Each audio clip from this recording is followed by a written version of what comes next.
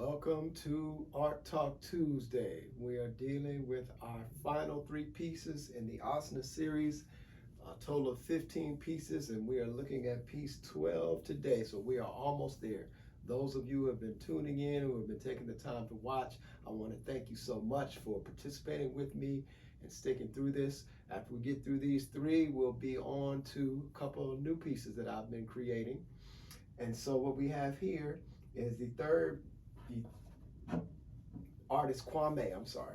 So the last three pieces in the asana series, this is the 12 out of 15, and all three pieces feature the artist, the yogi Kwame from I3 Yoga. So really enjoy working with Kwame. He's very athletic, very strong, and very flexible. So really enjoyed working him and just seeing him in action. I've also taken some classes with him, really enjoyed them. Very spiritual, very intentional about how he goes about his teaching. So really enjoyed spending some time getting to take these photos as he modeled for the shots. So our piece is 20 inches wide by 16 inches high. It is also watercolor, paper and watercolor mounted on wood, as you can see here. Approximate value of all the pieces in this series are $1,000 each. There are prints available on my website, damonpowell.com. They start as around 31 bucks for about a 4x6 and go up from there. So if you're interested in the pieces of the series that you've seen so far, you can either contact me directly or you can just go right on the site and buy prints or originals. So let's jump right in and talk about this piece. This pose is called full wheel. In Sanskrit, that would be Chakrasana. Forgive my mispronunciation if it's not right, but you get it, Chakrasana. And so full wheel. This is considered a heart opening pose. As you can see here, the heart is thrust outward and forward. And anytime you see those types of movements in yoga, you know that those poses are heart opening poses. So heart opening pose, where the heart is moving out and forward, up, opening the chest, opening all the muscles, the rib cage, the lungs to open the heart, push the heart forward. As you can see, Kwame is very flexible. Mostly here you see I use a completely different palette. We've got the blues, yellows, greens. So I wanted to keep with a more earth tone type of palette. You know, blue water, green the earth, yellow sun. So kind of just playing around with that idea in this palette. Once again, wanted to ground the figure down solidly in the ground. So here I kind of did a reversal. Most of the time when you see recession, it goes from dark to light, because actually as you move through things, you look through the layers of atmosphere, make things farther away, not only smaller, but they also make them, the layers of atmosphere make them lighter, so the color isn't as vivid. Here I did a little reversal, so in some ways it kind of brings the plane forward instead of pushing the plane back. What I've done is bring the plane forward, so I've got the darker tones back here in the back, and then we move to the lighter tones here. So kind of pushing it forward, but you still get the sense that you're on a flat surface, which is the most important thing, so that the figure is grounded. Did a little playing around with this shadow here. Obviously it's not hyper realistic or very realistic, but it's semi-realistic. And so just wanted to put that shadow in here to kind of create some balance in the composition. Also, because we've got these feet down here, we've got these two ends, so the shadow kind of brings it together, so we get this full circle here, because the piece is called, the pose is called full wheel, so we get that notion of a wheel as we go around, the eye moves around in the composition. Also, that's another reason why I kind of put this circular shape back here to kind of mirror that, so the arc of this circle mirrors the arc of the body.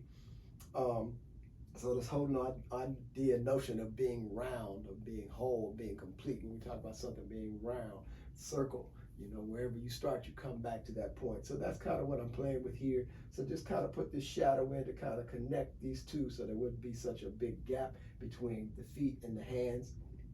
And then just moving with the figure. I chose the yellow here to kind of push forward. I've got the brown. Obviously, he's a brown skinned guy, pretty brown skin, not dark brown, but light brown. And put some brown in here in the leggings that he's got on. And so just using that yellow to kind of pop that forward, pop the legs forward in the figure, and then moving on around through here. Did some modeling here. He's a really strong guy. So try to capture some of his musculature, but I didn't want to do too much because the focal point is not the legs so much per se as it is here with the heart opening aspect of the pose. So that's what I really wanted to focus on, but I needed something to kind of push the figure forward and to kind of create that loop. So I used the brighter color there, the yellow, to do that, kind of just pushing the second leg back. You get a hint of it here, down below, just a hint of it. Got some shading there to kind of bring it out. And so you get the sense of the figure moving. You feel the energy here coming through the piece. I don't know if you can see it. You can feel the energy moving this way, moving you up towards the head and up towards the heart. Even here, it wants to pull down, but you also have some dynamic energy pulling here, because in this pose, you do have to be pushing both ways. It doesn't work very well if you're not pushing from here, lifting from here in the feet, and lifting from the hands and the wrists. You've got to do the lifting. And so both ends coming together. That's really how it works. It's just playing around with that. This symbol back here in the background is actually a symbol from Tarot. It's the symbol for the sun or the sun card.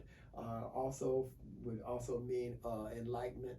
So pushing with this whole idea, this notion of enlightenment, how we're reaching that through our embodiment, through the body, and through our physical sensations, which are aesthetic, because aesthetics is always about sensory perception in its most basic form.